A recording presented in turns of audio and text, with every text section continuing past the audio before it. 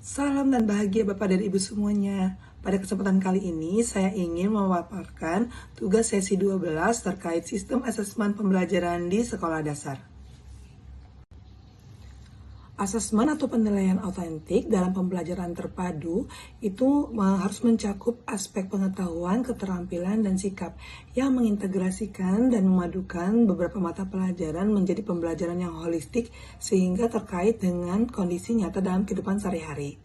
Nah, prosesnya dalam menggunakan asesmen autentik dalam peningkatan kualitas pembelajaran harus melibatkan murid. Kemudian harus mencakup pengetahuan, keterampilan, dan sikap yang dikaitkan dengan kondisi sehari-hari sehingga nantinya asesmen ini menjadi suatu pembelajaran yang bermakna. Nah, berdasarkan keterangan dan penjelasan tersebut, maka upaya yang harus dilakukan untuk meningkatkan kualitas pembelajaran melalui penilaian autentik adalah yang pertama, asesmen harus melibatkan murid, sehingga harus memilih jenis asesmen yang sesuai dengan kebutuhan dan karakteristik murid. Yang kedua, harus berfokus pada pengembangan keterampilan.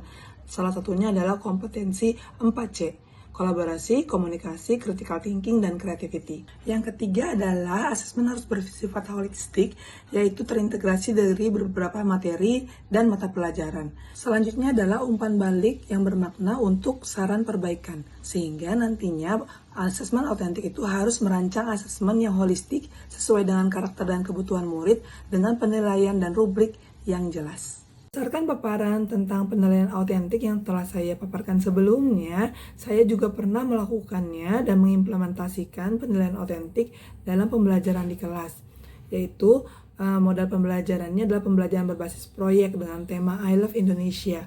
Nah, dalam pembelajaran ini, dalam penilaian dan pembelajaran ini, saya memadukan 4 mata pelajaran yang sedang dipelajari anak-anak. Yang pertama adalah bahasa Indonesia dengan pembelajaran membuat poster. Yang kedua adalah pembelajaran PLBJ yang sedang belajar tentang ragam hias batik Betawi. Yang ketiga adalah pembelajaran IPAS yang belajar tentang zat-zat yang terkandung dalam sebuah makanan. Dan yang terakhir adalah Pancasila sebagai pembelajaran yang membahas tentang makanan khas tiap daerah.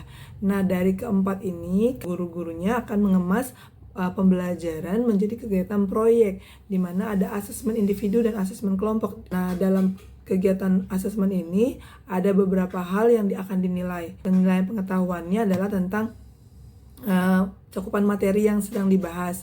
Sedangkan penilaian keterampilannya itu ada kerjasama, komunikasi, dan juga kepercayaan diri. Yang juga dalam bentuk presentasi yang nantinya dikemas juga untuk menilai sikap anak-anak tersebut. Nah, berikut adalah beberapa dokumentasinya. Jadi anak-anak menyiapkan makanan khas dari daerah tertentu yang juga nantinya dibuat dalam sebuah poster yang berisi tentang informasi tentang makanan tersebut, yang nantinya ketika presentasi di depan adik kelasnya mereka menggunakan batik dengan ragam hias khas Betawi yang dikaitkan dengan kearifan lokal yang karena kita tinggal di daerah Jakarta. Berdasarkan pembelajaran ini, anak-anak jadi belajar dan mengerti tentang pakaian khas dari Jakarta, ragam hias khas Jakarta. Mereka juga lebih memahami zat-zat apa saja yang terkandung di dalam makanan khas tiap daerah dan juga melatih kepercayaan diri mereka untuk mempresentasikan hal tersebut ke adik-adik kelas. Demikianlah paparan analisis dari tugas sesi 12 yang sudah saya paparkan. Terima kasih atas perhatian Bapak dan Ibu semua. Semoga paparan analisis ini dapat bermanfaat bagi Bapak Ibu semua. Terima kasih, mohon maaf jika ada kesalahan.